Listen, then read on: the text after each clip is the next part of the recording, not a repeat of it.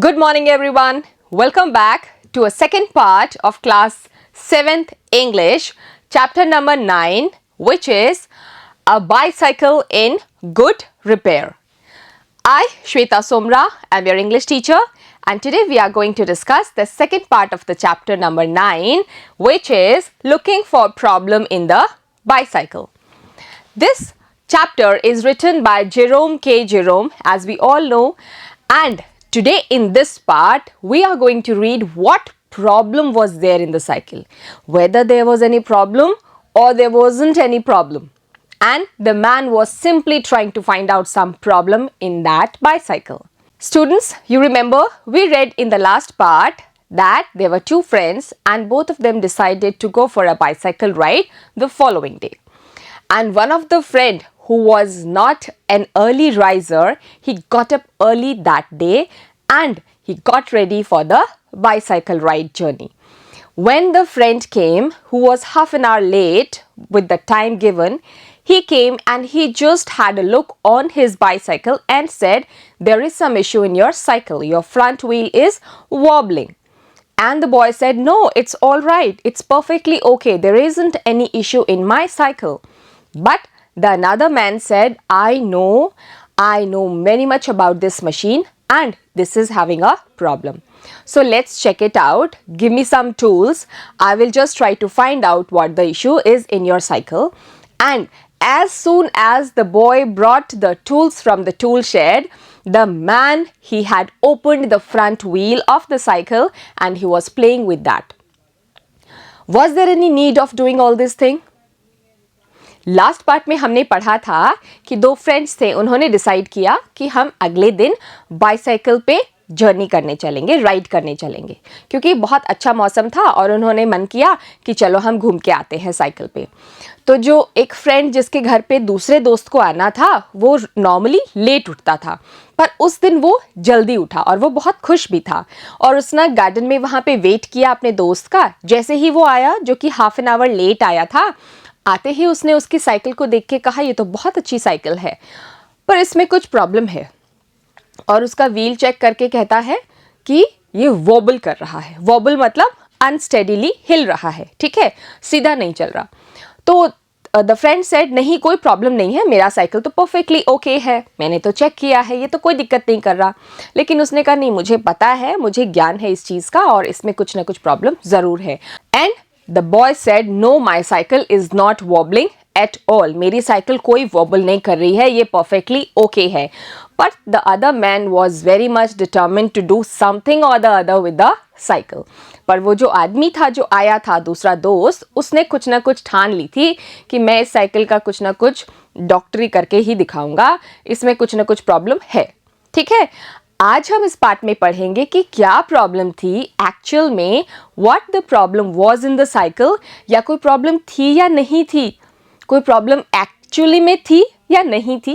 This is what we are going to read today. ठीक है, so let's start with the second part. The first word is hammer.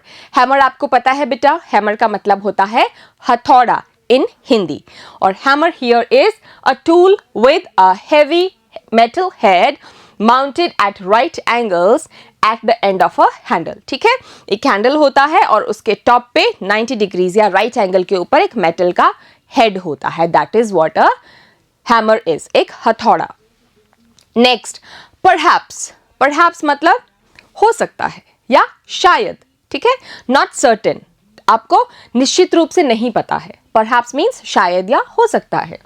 Used to express uncertainty और possibility. ठीक है, आप uncertain हो, आप किसी चीज को लेके अनिश्चित हो. ठीक है, you are not confirmed, you are not confirmed about something, it means perhaps. Tool shed. Tool shed आपको पता है, हमने एक पोम पढ़ी थी ना 7th क्लास में, द शेड, है ना. तो वैसे ही शेड जो है, टूल शेड भी होता है जिसमें टूल्स हम लोग रखते हैं. Okay, it's a covered place near a house where we keep our tools. A small building for storing tools, जहाँ पे अपने औजार या इस तरह की चीज़ें हम रखते हैं. Twiddling. It means turn or move in a twirling way. Turning कह सकते हो आप, ठीक है, मुड़ना. ठीक है, it means twiddling. Remnant. Remnant होता है बेटा remaining parts. बचा हुआ जो हिस्सा है वो, that is remnant. A part or quantity that is left after the greater part has been used or removed. ठीक है, जब ज्यादातर हिस्सा हम काम में ले चुके होते हैं किसी चीज का, तो जो बाकी हिस्सा बचा हुआ है that is called remnant. All right. Next is gravel. A loose aggregation of small water-worn or pounded stones. Water-worn मतलब पानी के थपेड़ों से लग लग के वो चिकने हो गए, गोल गोल पेबल्स बन गए, छोटे छोटे पत्थर के टुकड़े हो गए हैं, round shaped. They are called gravels. ठीक है. He said, this is dangerous. Have you got a hammer? Now, the another man which was trying to find some problem in the cycle and he said, your front wheel is wobbling. He asked the narrator कि इसमें सच में बहुत बड़ा problem है और ये बहुत नुकसानदायक हो सकता है. जाओ जाके हैमर लेकर आओ. ठीक है, एक हथौड़ा लेकर आओ, मैं इसको ठीक करने की कोशिश करता हूँ. I ought to have been firm, but I thought that perhaps he really did know something about the business. अब ये नरेटर कह रहा है I ought to have been said no. वो कह रहा है कि मुझे ना कर देना चाहिए था, अपना एक स्टैंड लेना चाहिए था और ये बोलना चाहिए था कि नहीं, इसको मत छेड़ो. उसने यही बोला था ना, इसको हर्ट मत करो, ऐसे जोर जोर से मत हिलाओ इसको, कोई ज़रूरत नहीं है, परेशान मत हो, बोला था ना. तो वो नरेटर कह रहा है कि मुझे फर्म रहना चाहिए था अपनी बात पे कि इसको मत छेड़, जैसी है वैसी की वैसी ही रहने दो, है ना. डोंट टच इट और don't try to open it. Then but I thought that perhaps he really did know something about the business. Now business here means beta, business means उस मैकेनिक का जो दिमाग है या जो उसकी टेक्निक है, उस साइकिल को कैसे असेंबल करना है या नहीं करना, उस चीज़ की नॉलेज. ठीक है, उस बिजनेस के बारे में अब नरेटर सोच रहा है, हो सकता है ये आदमी इतना कन्फर्मली या इतने स्ट्रॉन्ग कॉन्फिडेंस के साथ अगर बोल रहा है, so might be there is some problem in my cycle, है ना. तो हो सकता है कि अगर ये इतना स्ट्रॉन्ग या कन्फर्मली कह रहा है, तो हो सकता है मेरी साइकिल में ही कोई इश्यू हो. तो वो थोड़ा सा नॉर्मल हो गया या फिर डगमगा गया, अपने फर्म डिसीजन पे वो नहीं रहा. I went to the tool shed to see what I could find. और नरेटर कहाँ पे गया? Tool shed. ठीक है, एक ऐसी जगह जहाँ पे हम टूल्स स्टोर करके रखते हैं, वहाँ पे वो गया और उसने सोचा कि मैं ट्राई करता हूँ, मुझे क्या चीज़ अवेलेबल हो सकती है, क्या मुझे मिल सकता है, मैं ढूंढने की कोशिश करता हूँ. When I came back, he was sitting on the ground with the front wheel between his legs. और जब नरेटर वापस आया तो उसने क्या देखा बेटा, कि जो दूसरा आदमी है जो अपने आप को बहुत स्मार्ट मैकेनिक बोल रहा है, उसने फ्रंट व्हील को निकाल लिया है साइकिल से and he is playing with that front wheel, putting it between his legs. क्या हुआ, जैसे ही नरेटर आया हैमर या कोई टूल्स लेके, उसने देखा कि उस दूसरे बंदे ने साइकिल का पहला जो पहिया है उसको खोल लिया है और उसके साथ वो खेलने लग रहा है, अपने पैरों के बीच में रख के ऐसे ऐसे करके घुमा रहा है उसको. He was playing with it. ठीक है, वो उसके साथ खेल रहा था. Twiddling it round between his fingers. Turning. Okay, twiddling means उसको ऐसे, उसकी जो ताड़ियां होती है ना, उसमें ऐसे उंगली फंसा के उसको घुमा रहा है, टर्न कर रहा है. The remnant of the machine was lying on the gravel path beside him. और जो बचा हुआ साइकिल का हिस्सा था, वो जहाँ वो ओपन एरिया में बैठा हुआ था उस टायर के साथ, वहीं पर ही पास में पड़ा था, जो कि पथरीला सा था, उसमें छोटे छोटे कंकड़ थे. He said, it looks to me as if the bearings were all wrong. अब वो क्या कह रहा है कि मुझे ऐसा लगता है कि इस व्हील में सारी की सारी बेयरिंग्स गलत है. नाउ बेयरिंग्स क्या हैं बेटा? Ball bearings. ठीक है, बॉल बेयरिंग्स की बात हो रही है.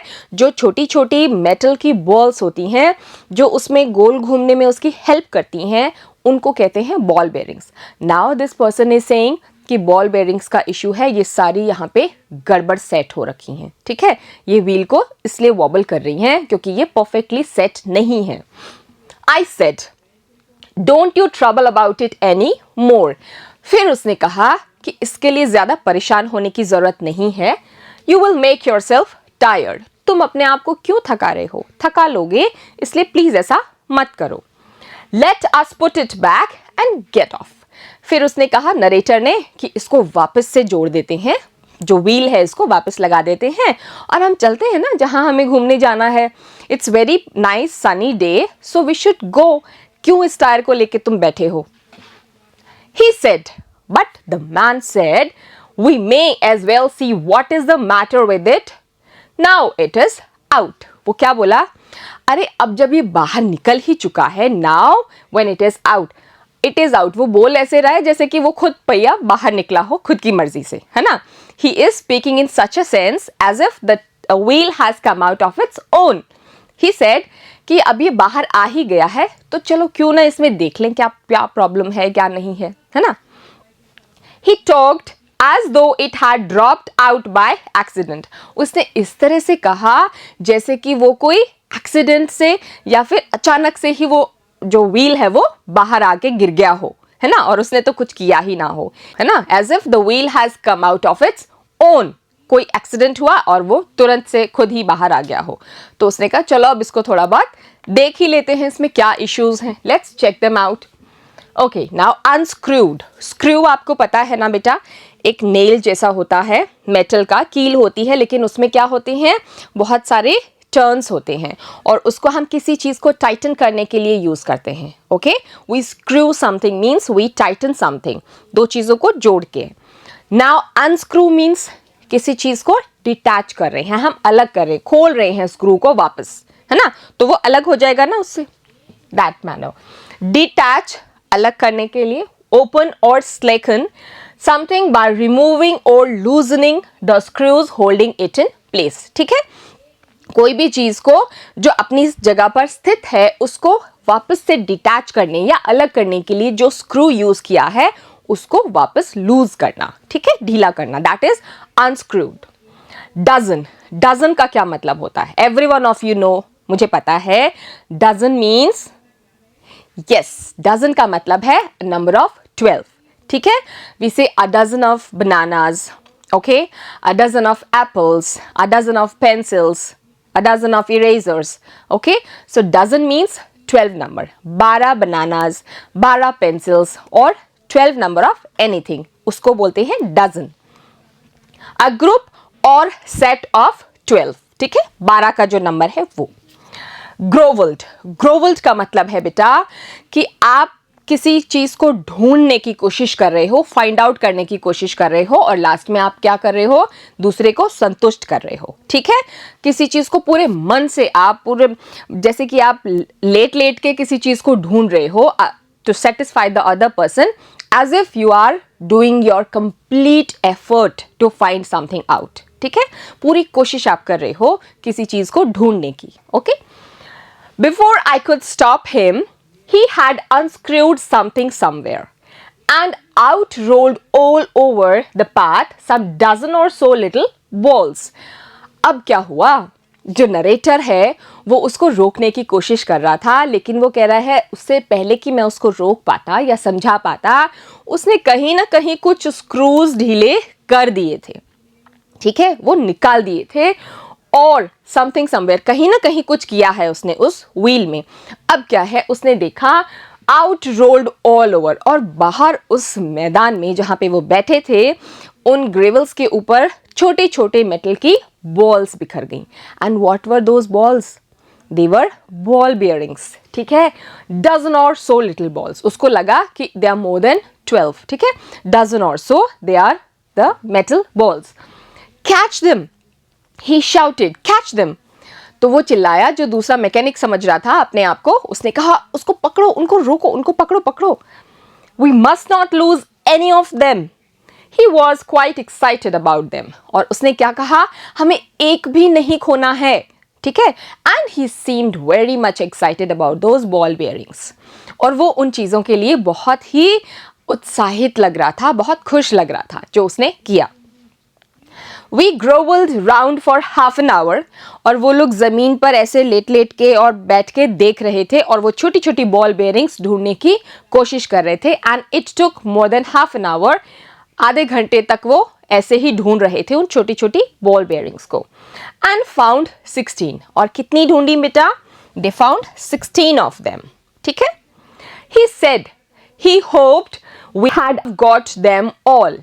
अब वो कह रहा है कि मैं आशा कर रहा हूं कि हमको सारी बॉल बेयरिंग्स मिल गई हैं, because if not it would make a serious difference to the machine. और अगर एक भी बॉल बेयरिंग नहीं मिला तो वो क्या करने वाला है? हमारी मशीन में बहुत प्रॉब्लम क्रिएट करेगा। The machine is not going to run perfectly. ठीक है। अगर एक भी बॉल बेयरिंग मिस हो गया तो मशीन क्या होगी? ढंग से नहीं चलेगी। I put them for safety in my hat. मैं इनको एक बार सहेज के रख लेता हूं ताकि ये कहीं खोए ना, तो मैं मेरी हैट में रख लेता हूं। और वो हैट इसलिए लाया होगा क्योंकि वो सनी डे था और उसको बाहर घूमने जाना था। हैट पता है ना, एक ऐसा एक बड़ी सी कैप होती है ना, ऐसी, और यहाँ पे आपका फेस होता है ना, ये पहनते हैं ना हैट। इसको बोलते हैं, जो बड़ा सा आपका कैप होता है, that is called a hat. ठीक है। Let me erase it first. Okay, तो इसको बोलते हैं हैट। तो इस हैट को उसने उल्टा करके उसमें सारी बॉल बेयरिंग्स डाल दी ताकि वो कहीं खोए ना। It was not a sensible thing to do, I admit. अब वो सोच रहा है कि हाँ, ये चीज़ नहीं होनी चाहिए थी, जो भी अभी हुई ये चीज़ नहीं होनी चाहिए थी। मैं इस चीज़ को अग्री करता हूँ। I totally agree with all this thing. Hat means a shaped covering for the head worn for warmth as a fashion item। ठीक है। हैट का मतलब आपको पता है, आप सिर पे ऐसा कुछ पहनते हो जो ऐसा लंबा सा होता है। ठीक है। राउंड एंड ऊपर से कर्व्ड। सेंसिबल का क्या मतलब है? डन और chosen in accordance with wisdom और प्रूडेंस। ठीक है। सेंसिबल मतलब आपने पूरी चेतना के साथ किया है, पूरे सेंसेस के साथ कोई चीज की है, उसको बोलते हैं। Admit means accept, agree. To agree that something unpleasant is true or that you have done something wrong. Admit करना मतलब मैंने मेरी गलती मान ली, agree कर लिया। ठीक है। So here we are done with this part of the chapter. Now we will meet in our next class with the new chapter. Until then, every one of you keep smiling, keep studying. Have a great day, beta.